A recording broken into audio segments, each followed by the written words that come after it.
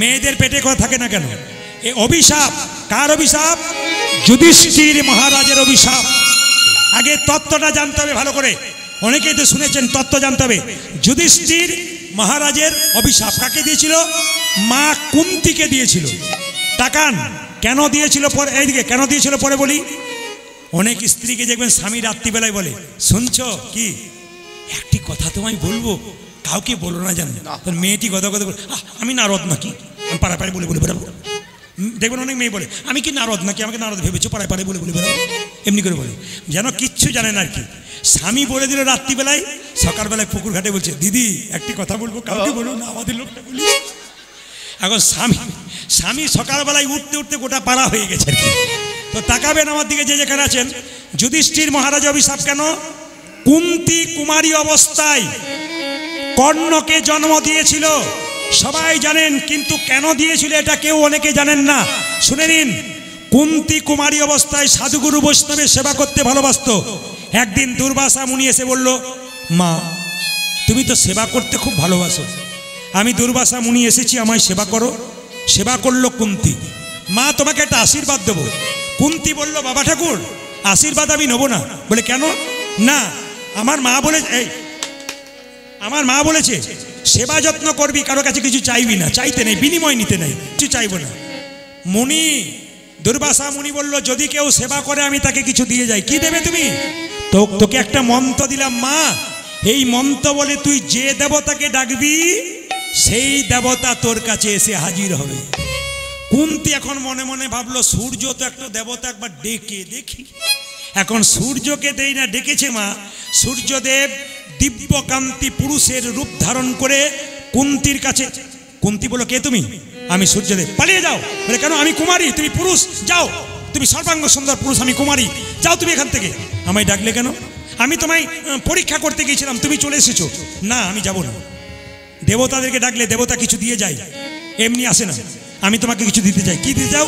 আমি তোমাকে আলিঙ্গন করতে চাও। না না আমি তোমায় আলিঙ্গন করবো না। বলে কেন আলিঙ্গন করবে না? কেন? আমি একা নারী, আমি কুমারী, আমার কুমারিত্ব আছে, শেষ হয়ে যাবে সব। আমি তোমায় আলিঙ্গন করে তোমাকে একটা বলিষ্ঠ সন্তানের জন্ম দিতে চাই। চুপ করো তুমি, অনেক হয়েছে। না আমি তোমায় আলিঙ্গন করতে চাই না। সূর্যদেব বলল, যতক্ষণ না আলিঙ্গন করবে আমি যাব না। তবে একটা কথা তোমাকে বলে যাই। বলে কি?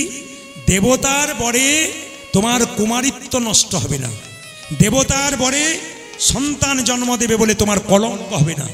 ওগো কুন্তী, এই দেখো তোমাকে আলিঙ্গন করলাম। ঔরসে জন্ম নিল কি? সূর্যদেবের রসে কর্ণ। কর্ণকে জন্ম দেবার পর মা কুন্তী জলে ভাসিয়ে দিল।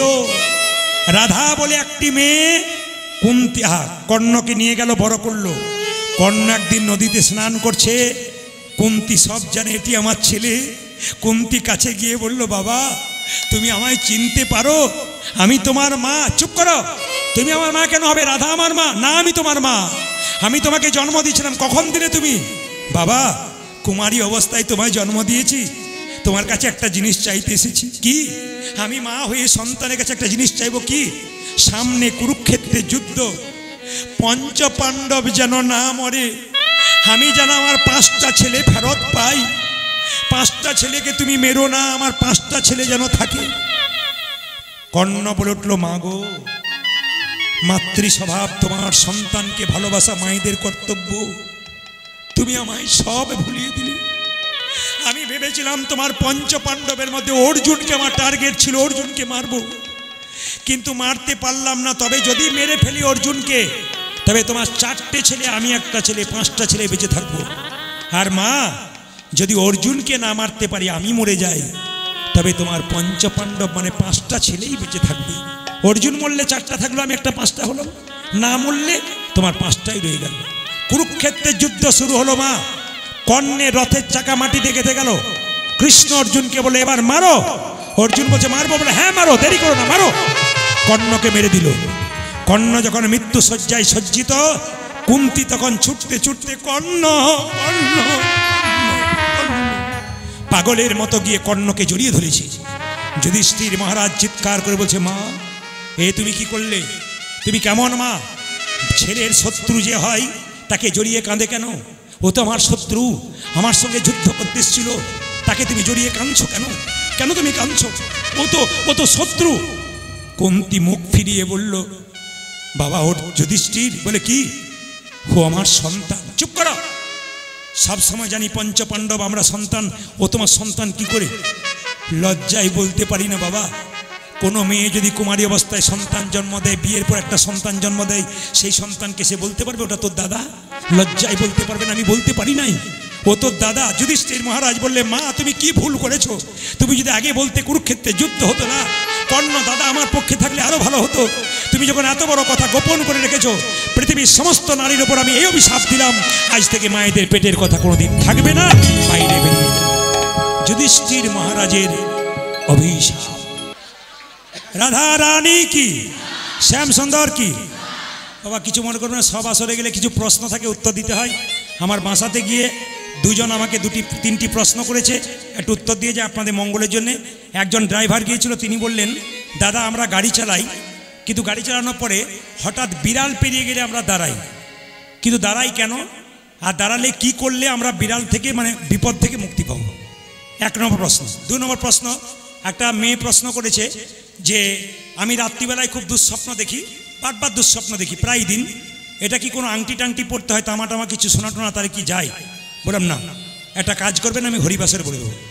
বিড়াল ড্রাইভার গাড়ি চালায়, আপনি গাড়িতে চেপে যাবেন, যদি ড্রাইভার না জানে, অনেক ড্রাইভার, সব ড্রাইভারই গাড়ি চালাতে চালাতে দেখবেন মায়েরা বিড়াল পেরিয়ে গেলে দাঁড়ায়, কুকুর পেরোলে দাঁড়ায় না, শৃগাল পেরোলে দাঁড়ায় না, ছাগল গরু পেরিয়ে এলে রাত্রিবেলায় দাঁড়ায় না, কিন্তু কেন বিড়াল পেরোলে দাঁড়ায়? এতে বলছে লিখিত পরিষ্কার কি, বিড়াল আগে থেকে বিপদের সংকেত দিয়ে দেয়। অনেক লোক এগুলোকে কুসংস্কার বলে, কিন্তু না, একবারে 100% আপনাদের আসরে বলে দিয়ে যায় যে যেখানে আছেন। আমি কিন্তু দক্ষিণ চব্বিশ পরগনার কোন জায়গায় ওটা অ্যাক্সিডেন্টের দিন আমি ছিলাম দক্ষিণ চব্বিশ পরগনাতে, একবারে ডায়মন্ড হারবারের শেষ প্রান্তে। তো বিশ্বাস করবেন না, আসতে সেখানে যিনি গান করালেন সেই মালিক বলেন, প্রদীপবাবু রাত্রিবেলায় বেরোনোর দরকার নেই। বললাম 10 দিন পরে বাড়ি যাচ্ছি, তো আমাকে আজকে যেতে হবে। দাদা আবার কাল থেকে অন্য জায়গায় গান আছে, তাই ভোরে গেলে হতো না। দাদা ছেড়ে দিন, আমাকে যেতে হবে। আমি বাধা মানলাম না, বেরিয়ে গেলাম। আমরা চমকে যাবেন, যখনই পেরিয়েছি একটা কালো বিড়াল পেরিয়ে চলে যাবে। আমার ড্রাইভার যখন যে ছিল সে পুলিশের গাড়ি চালাতো, তার একটা হিম্মত আলাদা ছিল। বললাম ভাই একটু গাড়িটা থামিয়ে নিতে হতো। ও কোনো ব্যাপার নেই, অসুবিধা নেই, চলে গেল। সেকেন্ড বার আবার 2 কিলোমিটার গেছি, আবার একটা কালো বিড়াল, সত্যি কথা একবারে প্রমাণ, কালো বিড়াল পেরিয়ে গেল। ও আবার ওরকম চলে গেল আর কি। তৃতীয়বার যখন গেল, চমকে যাবেন, তৃতীয়বার যাওয়ার সঙ্গে সঙ্গে আবার একটা কালো বিড়াল পেরিয়ে গেল। ও কিন্তু কিছু শুনলো না। আবার টোল ট্যাক্সে গেলাম, সেদিন দেখলাম কি হলো, হঠাৎ করে একটা আমাদের সামনে যে গাড়িটা পেরোচ্ছে ট্রাক, একটা বিরাট বড় কাঠের গদি, তো প্রথমে গিয়ে কাঁচে ধাক্কা মারলো, কাঁচটা ফাটিয়ে দিল। তো কাঁচটা ফাটিয়ে দিল, তখন বললাম তুমি কীরকম গাড়ি চালাচ্ছ আজকে, বিড়ালের বাধা মানলে না, এই কাঁচটা ফেটে গেল। বিশ্বাস করবেন না, আমি খুব দুঃখতে গাড়ি হাত দিয়ে চুপচাপ, আমার কোনদিন ঘুম আসে না, সেদিন ঘুমটা চলে এলো। যোগরাম বর্ধমানের ওখানে গেছি, তখন হঠাৎ করে আমরা জানতে পারলাম যে বিরাট বড় একটা আওয়াজ হলো। এরা জানতে পেরেছে আমার গাড়ি 4 পাল্টি হয়ে গেল। তো 4 পাল্টি হয়ে গেল, পেছনে 2000 ট্রাক, এদিকে 2000 ট্রাক, সবাই বলছে এগুলো কেউ বেঁচে নেই, সব মারা গেছে। পুলিশ অফিসার এলেন, এসে বলছেন কেউ নাড়বেন না, নাড়াচাড়া করবেন না, গাড়ির চাকা উপর দিকে, নিচে সব ঢুকে আছে। আমি তো জানতে পারিনি, এরা সব বাঁচাও বাঁচাও করছে, কাঁচ ভেঙে সব বেরিয়ে গেছে, আমি বেরোতে পারিনি, পাগুলো বাইরের দিকে, সিট দুটো ফাঁকে আমি শুয়ে আছি। তো সবাই বলছে তাহলে ইনি মারা গেলেন বোধ হয়। আমি হঠাৎ দেখলাম ড্রাইভার বলছে বাঁচাও বাঁচাও, আমার জন্য সম্বিত ফিরে পেলাম। কি হলো আমার, দেখছি আমি সিটের ফাঁকে ঢুকে আছি, কী ব্যাপার? তখন আমি নড়াচড়া করলাম, আমাকে তাড়াতাড়ি পুলিশ টেনে বের করলো, দেখলো সবাই ভালো আছে। পুলিশ অফিসার গর্জন বাঘের মতো, তিনি বলছেন কি করে ড্রাইভার গাড়ি চালাচ্ছে আপনাদের? আমি তো চমকে গেলাম, এত অ্যাক্সিডেন্ট দেখেছি, এমন অ্যাক্সিডেন্ট দেখি নাই, বাঁচলেন কি করে? আমার মুখ থেকে এখান থেকে এখানে কেটে একটু রক্ত বেরিয়েছিল, হাত দিয়ে দেখছিলাম। আমি একটা গীতা বের করে বললাম স্যার এটার জন্য বেঁচে গেলাম। চমকে যাবেন, সেই পুলিশ অফিসার 10 দিন পর আমাকে যেতে বললেন, আপনি এখন হসপিটালে যান, চিকিৎসা করান সবাই মিলে, এখন থানাতে যাবেন, 10 দিন পর গাড়িটা নিয়ে আসবেন। গাড়ির কিচ্ছু নেই, তবু গাড়িটা নিয়ে আসবেন, যা করবেন করবেন, 10,000 টাকা নিয়ে যাবেন। আমি 10,000 টাকা নিয়ে গেলাম। 10 দিন পরে বসে আছি, পুলিশ অফিসার মাথা নিচু করে বসে আছে, স্যার টাকাটা নিন। উনি বললেন না টাকা নেবো না। তো গাড়িটা টেনে নিয়েছেন, টাকা লাগবে না? বলছে না। কি, আমার তো চাকরি 2-4 বছর আছে, চোর ডাকাতের সঙ্গে কারবার করলাম, সাধুগুরু বৈষ্ণবের কৃপা পেলাম না, পুলিশের গর্জন বিরাট, এরকম বড় বড় মচ, মানে ভয় খেয়ে যাবেন, এত সুন্দর চেহারা, বিরাট বাঘের মতো গর্জন। কিন্তু সেই লোকটি বলছে আমাকে একটা গীতা দেবেন। বলে কি করবেন? আর 2-4 বছর চাকরি আছে, এরপরে গীতাটা পড়ে সারা জীবন কাটিয়ে দেবেন। চাকরি ছেড়ে দিয়েছে, মানে চাকরি শেষ হয়ে গেছে। সবাই লক্ষ্য করুন, উনি আমাকে মাসে মাসে ফোন করেন, ওনার এলাকায় গান করতে গেলাম, চমকে গেলাম, আমি চিনতে পারিনি। মচ কেটে দিয়েছে, শিখা রেখেছে, মালা রেখেছে, ঝুলি রেখেছে, গীতা সঙ্গে রেখেছে। স্বামী স্ত্রী গেছে ভক্তিময় হয়ে।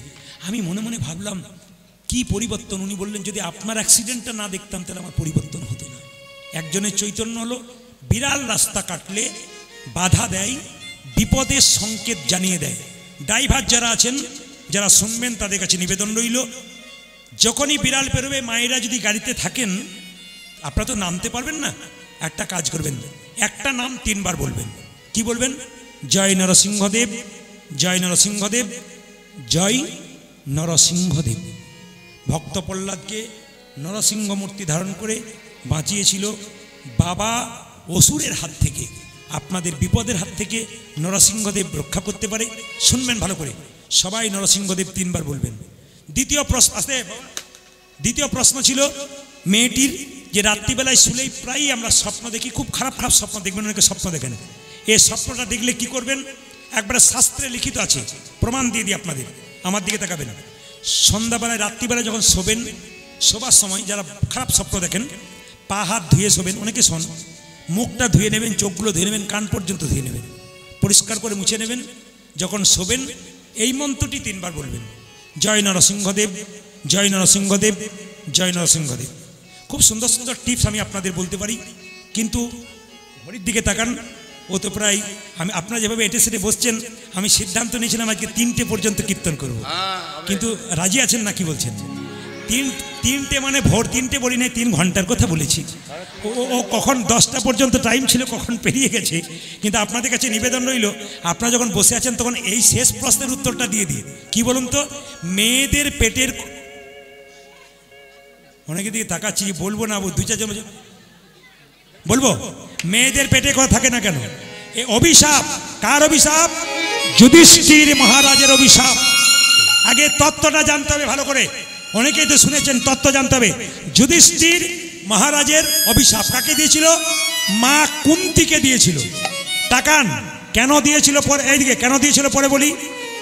অনেক স্ত্রীকে দেখবেন স্বামী রাত্রিবেলায় বলে, শুনছো কি, একটি কথা তোমায় বলবো, কাউকে বলো না, জানো? মেয়েটি কথা কথা বলে, আমি নারদ নাকি, আমি পাড়ায় পাড়ায় বলে বলে বেড়াবো। দেখবেন অনেক মেয়ে বলে, আমি কি নারদ নাকি, আমাকে নারদ ভেবেছো, পাড়ায় পাড়ায় বলে বলে বেড়াবো, এমনি করে বলে, যেন কিচ্ছু জানে না আর কি। স্বামী বলে দিল রাত্রিবেলায়, সকালবেলায় পুকুর ঘাটে বলছে, দিদি একটি কথা বলবো, কাউকে বলবো না, আমাদের লোকটা বলি। এখন স্বামী সকালবেলায় উঠতে উঠতে গোটা পাড়া হয়ে গেছে আর কি।